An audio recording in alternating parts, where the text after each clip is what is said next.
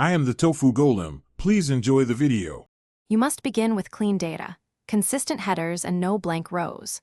Once done, select the table or range and choose Insert, then Pivot Table. Place it on a new sheet to keep things tidy. Next, drag a categorical field into rows and a numeric field into values so you immediately see sums or counts.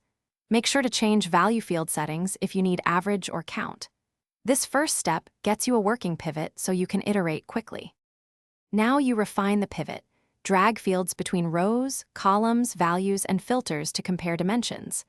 Once arranged, click Value Field Settings to switch from sum to average or to display values as percentages of a column or running total. This explains why numbers shift.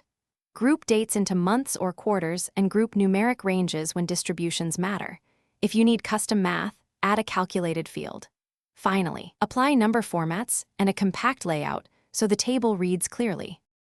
Finish by adding slicers or a timeline so you can interactively filter results. Connect them to other pivot tables to sync analysis.